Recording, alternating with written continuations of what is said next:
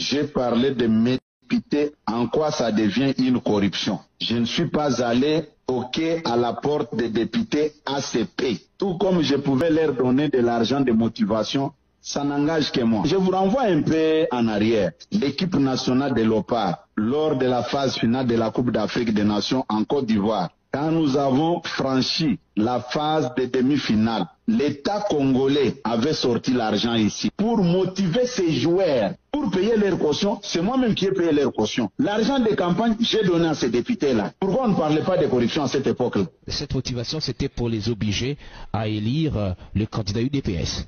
Ces gens-là étaient élus sur quelle liste? Et vous allez m'interdire de ne plus les motiver. C'est interdit par la loi de motiver mes propres députés à moi.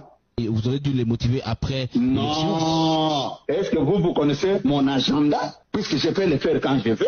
Ce sont les candidats indépendants. C'est eux qui n'avaient pas de députés qui vous disaient que non, nous allons intervenir, nous allons faire. Il n'y a pas eu de corruption. Mais pourquoi ces véhicules ont été saisis? On va nous restituer nos biens. Les gens étaient entraînés dans des discours comme vous développez là.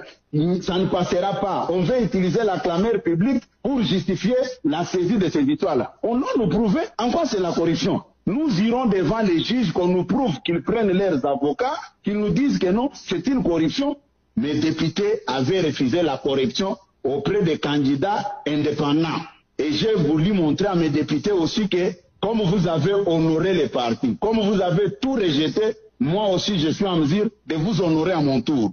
Et vous avez eu l'argent où pour payer tous ces véhicules? Ça devient encore une autre question. On vous a dit qu'on a cassé la banque quelque part où on a volé l'argent. Quelqu'un ne peut pas donner à crédit. Nous avons négocié à crédit. Qui va éponger l'ardoise, donc qui va payer ses crédits? Ça, ce n'est pas votre problème.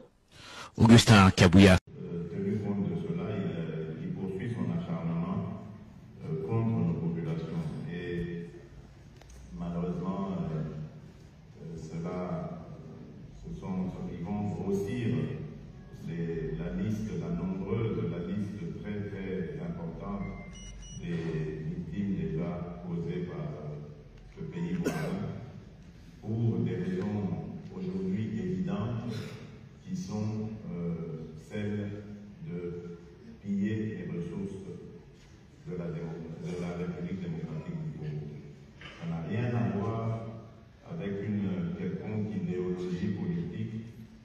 Ce que fait le Rwanda dans notre pays, c'est une guerre économique qui, évidemment, profite à beaucoup d'autres intérêts internationaux, ceux-là.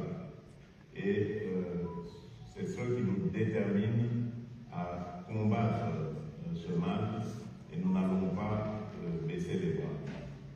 Je vous garantis que nous gagnerons ce combat, quoi qu'il en coûte.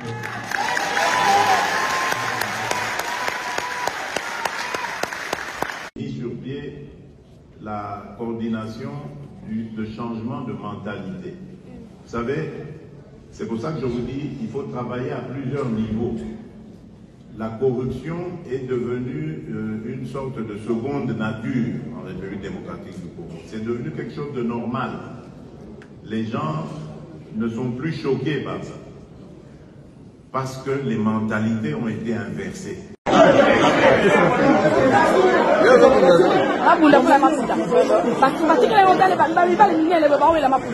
Franchement, c'est la honte vraiment. Hein?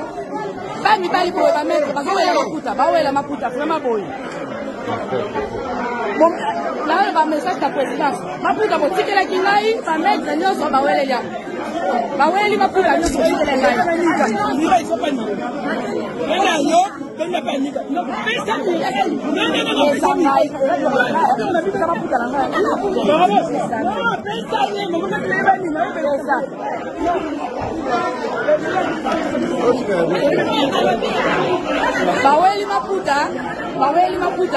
ba mettre bon la bango ba pas pour tikela na responsabilité ba wele li no tikela no vidéo tala ba mettre ne ba so wela maputa tala ne ba wela maputa ni bali ba so wela maputa ndio mama na zaki